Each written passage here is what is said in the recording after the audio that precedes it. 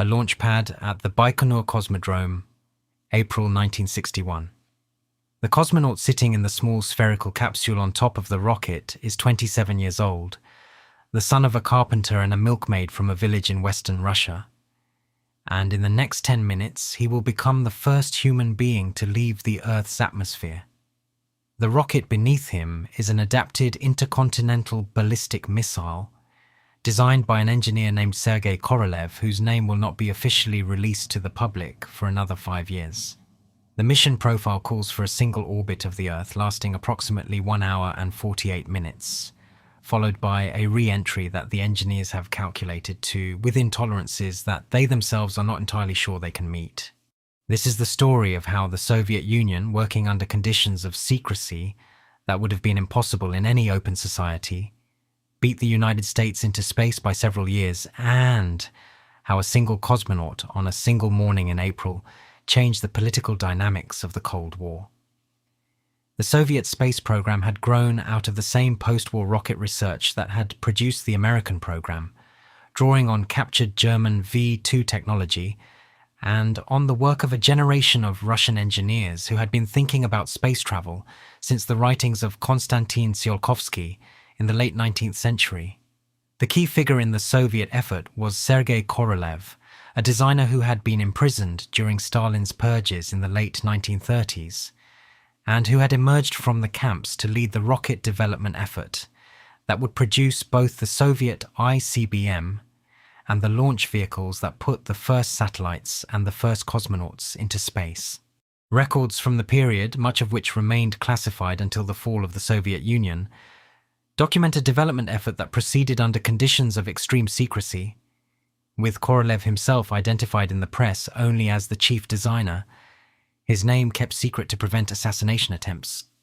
The launch vehicle that would carry Yuri Gagarin into orbit was a derivative of the R-7 missile, which had been developed in the mid-1950s as the world's first intercontinental ballistic missile. The R-7 was a clustered design with 4 strap-on boosters surrounding a central core, all burning kerosene and liquid oxygen. The configuration produced enough thrust to lift heavy payloads into orbit, but the rocket itself was operationally clumsy. The boosters had to be assembled and fueled on a launch pad that took hours to prepare, and the missile was too large to be deployed in significant quantities as a strategic weapon.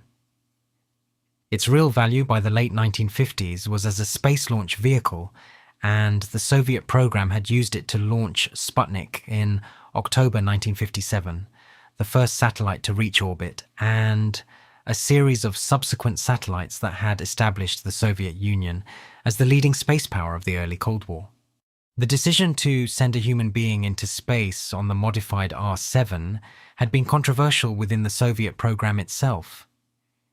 The earlier flights with dogs and other animals had demonstrated that orbital flight was survivable, but the safety margins were narrower than the engineers would have preferred.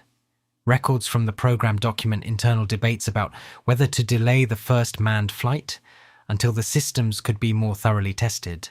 with Korolev arguing for an early launch on the grounds that the American program was developing rapidly, and that the political value of Soviet primacy would be lost if the United States flew a man first. The flight itself took place on April 12, 1961. Gagarin lifted off from Baikonur at 9:07 Moscow time, completed a single orbit of the Earth at altitudes between 174 and 247 miles,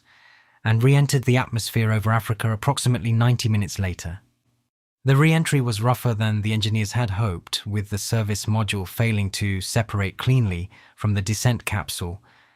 and causing several minutes of uncontrolled tumbling before the connecting cables finally burned through and allowed the capsule to right itself. Gagarin ejected from the capsule at an altitude of about 4 miles and parachuted to a landing in a field near the village of Smelovka, where a local farmer and her daughter became the first people on Earth, other than the recovery teams, to encounter a returning cosmonaut. The political consequences were substantial and immediate. The Soviet Union celebrated the flight as a vindication of socialist science and engineering, and the United States, which had been planning its own first manned flight for early May, found itself in the position of following rather than leading.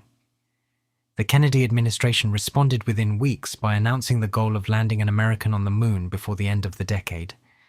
a commitment that would shape the trajectory of both space programs for the next decade, and that would, in the end, give the United States its own moment of decisive primacy when Apollo 11 landed on the Sea of Tranquility in 1969. Gagarin did not survive long enough to see the lunar landing.